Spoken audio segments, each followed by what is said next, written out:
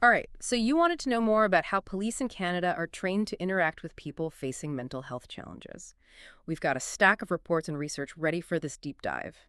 Our main source today is a 2010 report called Understanding Mental Illness, a review and recommendations for police education and training in Canada. And get this, the amount of training an officer gets on this can be as short as like a 1 hour online course or as long as a full week.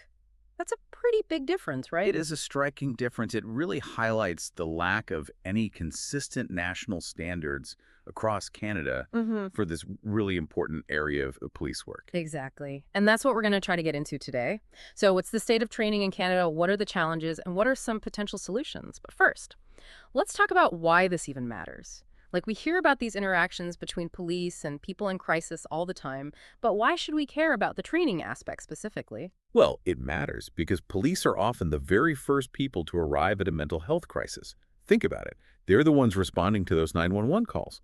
And more, those calls involve someone who's struggling with a mental health issue. So, they're kind of like on the front lines of a mental health crisis, often without the specialized training that would come with being a social worker or a mental health professional. That's got to be pretty intense. It is. And the numbers sort of back that up. Mm. This report cites a study in Belleville, Ontario, where 6% of police reports involve someone with a mental illness.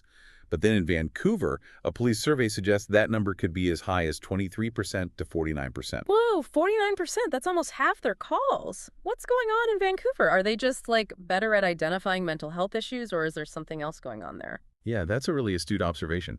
It likely reflects a combination of factors. Vancouver obviously has a much higher population density than Belleville, so they likely have different challenges when it comes to things like housing and addiction issues and access to mental health services. Reporting practices and community awareness could also play a role. Yeah.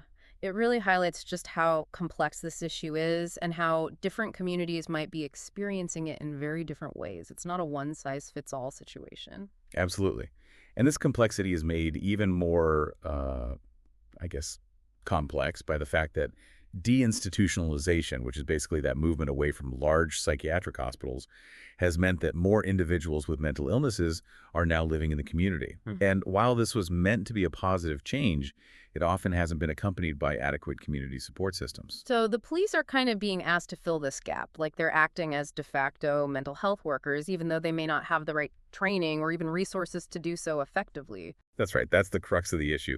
And the way police respond across Canada is also pretty varied. Some cities, like Toronto, have these specialized mobile crisis intervention teams, which pair officers with mental health professionals, while other areas rely on specially trained crisis intervention teams, or CITs, within their police forces. So at least there's like some recognition that this is a specialized area of policing, but it sounds like it's implemented pretty differently depending on where you are in Canada. Yeah, that's right. And even within these specialized teams, the training can vary quite a bit.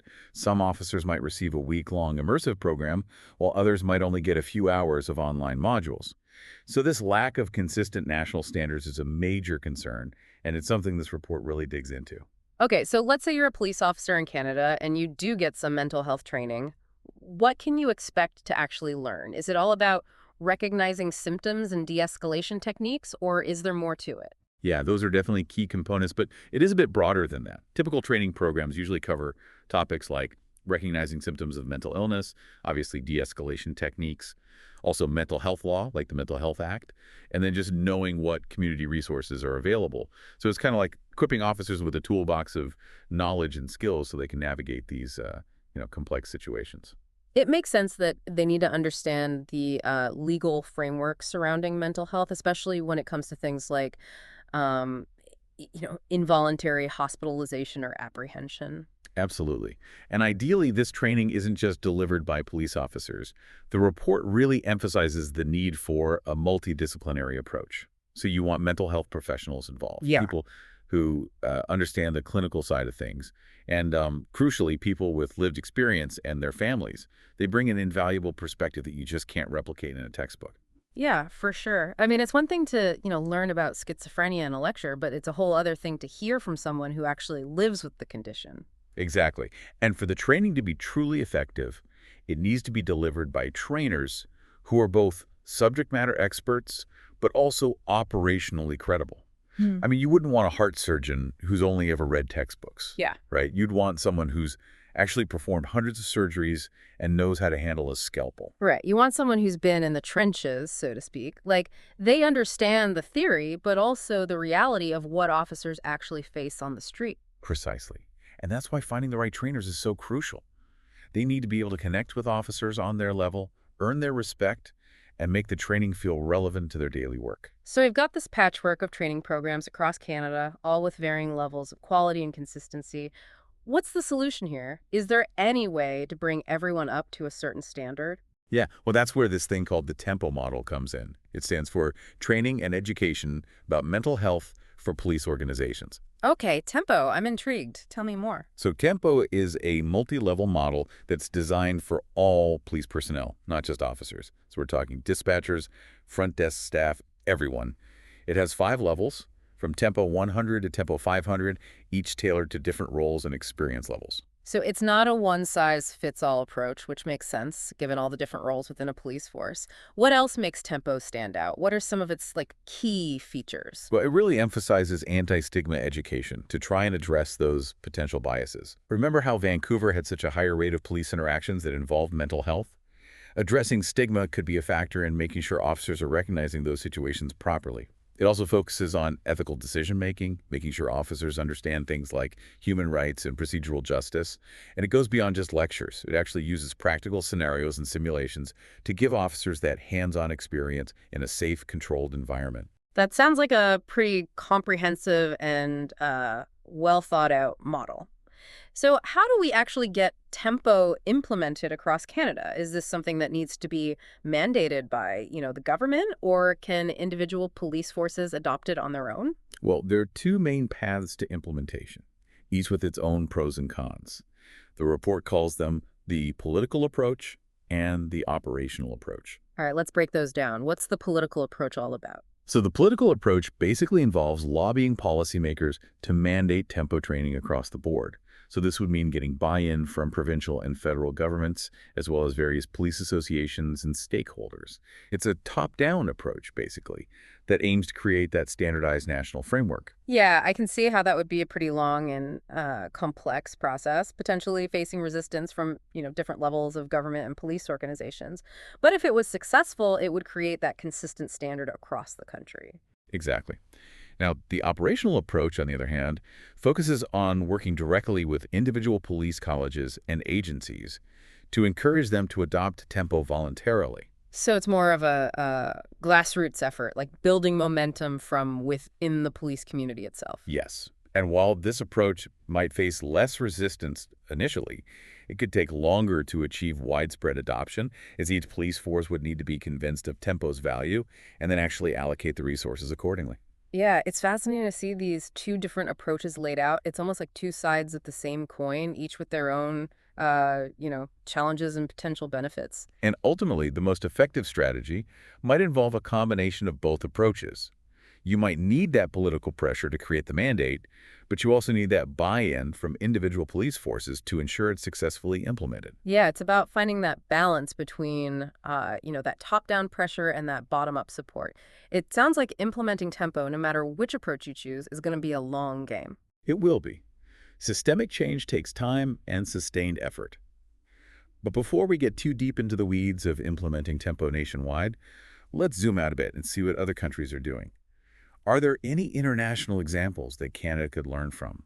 That's a great idea. I'm always curious to see how other countries are tackling similar challenges. What have you found? Well, the U.S., for example, has really embraced the crisis intervention team model, which they've been using for decades now. Their standard is 40 hours of training, which is significantly more than what many Canadian officers receive. England and Wales, on the other hand, have a 6-day program for new officers that actually includes a mental health service placement. Hold on, a mental health service placement? What does that even entail? It's actually quite innovative. New officers spend time in a mental health facility, interacting with patients, observing treatment techniques, and really just gaining a first-hand understanding of the realities of mental illness. Wow, that's taking experiential learning to a whole new level. I can't imagine any Canadian police college offering anything like that right now. It's definitely a more progressive approach. And it goes beyond just observing. Officers actually participate in simulated voice hearing exercises, which are designed to help them understand what it's like to experience auditory hallucinations. They attend ward rounds where they're exposed to the complexities of patient care and decision-making. Wow, it sounds like they're really trying to get officers to like step into the shoes of someone living with mental illness to develop that deeper level of empathy and understanding. That's the goal. And it's not just about individual programs. England and Wales also have a strong focus on mental health legislation and human rights. They have the Mental Capacity Act, which emphasizes the rights and decision-making abilities of individuals with mental health challenges, even when they're in crisis. So it's about empowering individuals and respecting their autonomy, even when they might be behaving in ways that are considered, unusual or disruptive. Exactly. It's about recognizing that individuals with mental illness have the right to make their own choices within the limits of their capacity, and that police shouldn't automatically assume they need to be controlled or contained. Yeah, that's a really important distinction. And it highlights the importance of understanding those legal frameworks surrounding mental health, not just from like an enforcement perspective, but from a human rights perspective. Precisely. It's about shifting the mindset from, how do we control this person to how do we support this person while respecting their rights and dignity. Yeah, that's a really powerful shift in thinking. And it makes me wonder, are there any other international examples that might offer, some valuable insights for Canada? You mentioned Australia is doing some interesting things as well. Yes, Australia is seeing a growing use of specialized mental health training for police. This includes things like modified CIT programs and collaborations with the private sector. One interesting example is the New South Wales Police Force's Mental Health Intervention Team Pilot Program. Okay, what's unique about that one? Well, they're aiming to reduce injuries during interactions, increase awareness within the force itself, and improve collaboration with other agencies. A big focus is on reducing the time it takes to hand individuals in crisis over to the healthcare system. So streamlining the process and ensuring people get the appropriate care as quickly as possible. Yeah, it makes sense. I mean, police officers aren't mental health professionals. Their role is to ensure safety and stabilize the situation. But that long-term care needs to be handled by, those with specialized training and expertise. Exactly. And similar to that USCIT model, officers in New South Wales who complete this specialized training actually get a special badge for their uniforms. It's a way of signaling their expertise to their colleagues in the community. Oh, that's interesting. It's like a badge of honor showing they've gone above and beyond in their commitment to this area of policing. It's also a great way to increase visibility and awareness within the community, letting people know that there are officers who are specifically trained to handle mental health situations. You're right. It sends a message that mental health is being taken seriously within the force. So we've looked at Canada, the US, England, and Wales, and Australia. It seems like there's a lot of experimentation happening globally when it comes to police mental health training. It's almost like a global laboratory with different countries trying out different approaches and learning from each other's, successes and failures. I love that analogy. And it highlights the fact that there's no one-size-fits-all solution. What works in one country or community might not work in another. The key is to be open to new ideas, adapt best practices to local contexts, and constantly strive for improvement. It's about being innovative, collaborative, and data-driven. We need to keep asking those tough questions about what's working, what's not, and how we can do better. And speaking of doing better, let's circle back to that tempo model that we discussed earlier. Ah, yes, tempo. Remember, this is the model that was presented in our main source as a potential solution for addressing the lack of consistent national standards in Canada. Right. And while we've touched on its key features, I think it's worth diving a bit deeper into its structure and exploring its potential, strengths and weaknesses. What do you think? Absolutely. Let's unpack tempo and see what it has to offer. Okay, so let's dig into Tempo a bit. As a reminder, it stands for Training and Education about Mental Health for Police Organizations. And it's this multi-level training model that was proposed in our main source. What I really like about it is that it's designed to be pretty flexible, adapting to different roles and experience levels within a police force. Yeah, it's like building blocks. You start with a solid foundation and then add more specialized knowledge as you go. Tempo has 5 levels, from 100 to 500.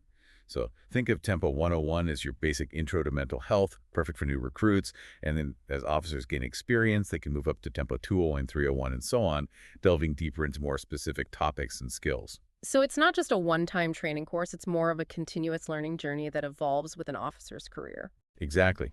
And it recognizes that not everyone needs the same level of training. I mean, a detective who's working on, complex cases that involve mental health might need a much higher level of expertise than a patrol officer responding to a noise complaint. Right. It makes sense to tailor the training to those specific roles and responsibilities. So what are some of the core things Tempo tries to teach, regardless of the level? Well, at its heart, Tempo emphasizes a set of learning objectives that go beyond just recognizing symptoms and de-escalating situations. It's about equipping officers with a broader understanding of mental health, its complexities, and the challenges that individuals and families face. So it's not just about giving officers a checklist of symptoms to look for or a script to follow. It's more about fostering a deeper understanding of the actual human experience behind mental illness. Exactly. And Tempo also emphasizes the importance of adhering to the fundamentals of contemporary policing. So things like focusing on the needs of the individual, ensuring procedural justice, building relationships, aiming for positive outcomes, and collaborating with other agencies. So it's about grounding mental health training in those broader principles of community policing and ethical decision making. Precisely. It's about seeing that bigger picture and recognizing the police are just one piece of this really complex puzzle. Okay, so we've got this flexible, multi-level model that emphasizes both practical skills and a deeper understanding of mental health. On paper, it sounds great, but, every system has its limitations. What are some of the potential challenges or maybe weaknesses of the Tempo model? That's a great question. One potential challenge is ensuring consistency in implementation. If individual police forces are adapting Tempo to their own needs and contexts, how do we make sure everyone is meeting a certain standard? Yeah, you don't want to end up in a situation where Tempo training in one province is totally different from Tempo training in another. Exactly. So there needs to be some sort of quality control mechanism in place, maybe a national accreditation process or a set of core competencies that every training program has to meet. Right. You want to make sure that Tempo is actually a quality stamp, not just a vague concept that people can interpret in vastly different ways. Absolutely. Yeah.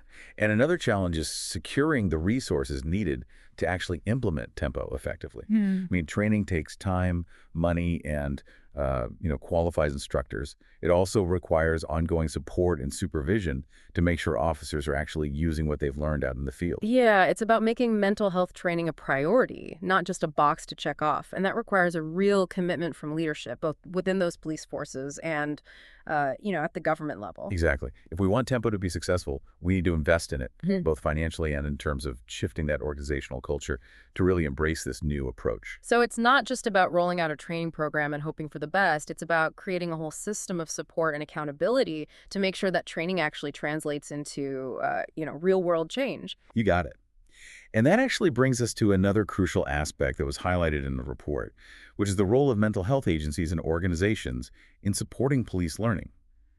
They have a really vital role to play in facilitating those changes. So it's about recognizing that this isn't just a police issue, it's a community issue that needs a more collaborative approach. Exactly. And the report actually offers some really practical advice for mental health agencies on how to effectively engage with police forces on this issue. Okay, I'm all ears. What are some of the key recommendations? Well, first and foremost, understand police culture. Officers, like anyone else, are going to be more receptive to new ideas when they feel respected and understood. It's about building those relationships and that trust. It's about meeting them where they are, recognizing their expertise, and I guess speaking their language, so to speak. Precisely. And frame the conversation in a way that actually resonates with their values. Mm. So emphasizing things like officer safety, reducing liability, and improving community relations can often be more effective than just focusing on the needs of individuals with mental illness. Right. It's about finding that common ground and making a case for change that actually aligns with the police force's own goals. Exactly. And be prepared to tailor your approach to the local needs and contexts. What works in one community might not work in another. Involve local mental health professionals and agencies in the actual training design and delivery. They're the ones with the expertise and the relationships to make it relevant and impactful. Right. It's about tapping into that existing knowledge and those networks rather than just imposing some kind of, one-size-fits-all solution. Exactly. And remember, a coordinated approach is often more effective than individual efforts. So if a group of mental health agencies approaches a police force with a unified message, It shows a level of commitment and seriousness that's hard to ignore. Right, it's about strength in numbers and presenting that united front. Exactly. And do your homework. Don't go in blind. Find out what training is already in place, what gaps exist, and what resources are actually available. Offer solutions, not just criticisms. Be a partner, not a critic. Right, it's about coming to the table with a collaborative spirit, not an adversarial one. Exactly. And remember, change takes time. Building those relationships and shifting organizational culture is a long game. Be patient, persistent, and celebrate those small victories along the way. So it's not just about training police officers. It's about creating a system where everyone involved in responding to these mental health crises is properly equipped, supported, and working together effectively. You've hit the nail on the head. It's about shifting the culture, both within the police forces and the wider community, to really embrace a more collaborative and compassionate approach to mental health. Wow, this has been an incredibly eye-opening deep dive. I feel like I've learned so much about the complexities of police training, the challenges, the opportunities, and, the role we all play in creating some positive change. Me too. And remember, this is just the tip of the iceberg. We've only scratched the surface of this really multifaceted issue. Right. We'll include links to the report and some other resources in the show notes so you can all dive deeper and continue this exploration on your own. And before we wrap up, I want to leave our listeners with a final thought to ponder. We've focused a lot on training, but what about support? What happens after those courses are over? How can we ensure that officers have access to ongoing mental health expertise and support in their everyday work? Yeah, that's such a crucial question. Training is essential, but it's not enough. We need to create a culture where officers feel comfortable seeking out guidance and support, where they have easy access to mental health professionals and resources, and where their own mental health and well-being is a priority. Exactly. It's about moving beyond this idea that officers have to handle everything on their own and embracing a more collaborative approach that really recognizes the importance of mental health expertise and that community support. It's a challenge, for sure, but it's a challenge worth taking on. And it's a conversation that needs to continue both within the police forces and our communities. Well said. So keep questioning, keep learning, and keep diving deep. Until next time, folks, take care. Okay, let's dive a little deeper into that TEMPO structure. So TEMPO stands for Training and Education About Mental Health for Police Organizations. And it's this flexible, multi-level model, remember, that emphasizes those practical skills and a deeper understanding of mental health. Sounds promising. But I'm sure no system is perfect. What are some potential challenges or weaknesses of TEMPO? Well, one challenge could be ensuring consistency in implementation. If individual police forces are adapting TEMPO to their own needs and contexts, how do we actually make sure that everyone's meeting a certain standard? Yeah, that's a good point. You don't want TEMPO training in BC to be completely different from what they're doing, say, in Quebec. Exactly. There needs to be some kind of quality control system, maybe a national accreditation process, or even a set of core competencies that all training programs have to meet. So TEMPO is like a seal of approval, not just a vague idea that gets interpreted in a million different ways. Right. And another challenge is going to be getting the resources to implement TEMPO properly. I mean, training takes time, money, and qualified instructors. And then there's the ongoing support and supervision to make sure officers are actually using what they've learned. It's about making mental health training a priority, not an afterthought. And that takes commitment from leadership. Exactly. If we want TEMPO to work, we need to invest in it. Not just the money, but shifting that organizational culture to embrace this new approach. So we need to move beyond just, checking a box. We need a whole system of support and accountability so that training leads to actual change in how things work. Absolutely. And speaking of support, there's another really important aspect highlighted in the report: the role of mental health agencies and organizations in supporting police learning. Yeah, this isn't just a police problem to solve on their own. It takes the whole community working together. Exactly. And the report gives some really practical advice for those mental health agencies on how to work effectively with police on this issue. Like what? What are some of those tips? Well, understanding police culture is key. Oh. Officers are more likely to listen when they feel respected and understood. Like anyone, really. It's about building those relationships and trust. Meeting them where they are? Precisely. And frame the conversation in a way that resonates with their values, like emphasizing officer safety, reducing liability, improving community relations. Those things can be more effective than just focusing on the needs of the person with a mental illness. To find common ground. Exactly. And be ready to adjust your approach to fit the local needs. involve local mental health professionals in the training. Tap into that local knowledge. Right. And a coordinated approach is much better than just going it alone. If a bunch of mental health agencies approach a police force together, that shows real commitment. Like a united front. Exactly. And another thing, do your homework. Don't go in blind. Find out what training already exists, what's missing, what resources they have. Offer solutions, not just complaints. Be a partner. Exactly. And remember, change takes time. Building relationships and changing a whole culture, that's a long game. Be patient, be persistent, and celebrate the small wins along the way. So it's bigger than just training individual officers. It's about building a whole system where everyone involved in responding to mental health crises is ready, supported, and working together. Exactly. It's about shifting the whole culture in the police and the community to be more collaborative and compassionate about mental health. This deep dive has been so eye-opening. I feel like I've learned so much about how complicated police training is, the challenges, the potential, and, how we can all work together to make things better. Me too. And honestly, we've only scratched the surface. Right. For everyone listening, we'll be sure to include links to the report and other resources in the show notes, so you can dive deeper and keep learning on your own. And before we go, one last thought. We've talked a lot about training, but what about support? Once the courses are done, how can we make sure officers have ongoing access to mental health knowledge and support in their day-to-day work? Yeah, that's the question, isn't it? Training is crucial, but it's not the whole answer. We need to build a culture where officers feel okay asking for help and advice, where they have access to mental health professionals, and where their own mental health is taken care of. It's about moving past this idea that officers have to handle everything themselves and building a more collaborative system that values mental health expertise and community support. It's a big challenge, but it's worth it. And it's a conversation we need to keep having, both within police forces and in our communities. Well said. So keep asking those questions, keep learning, and keep diving deep. Until next time, everyone, take care.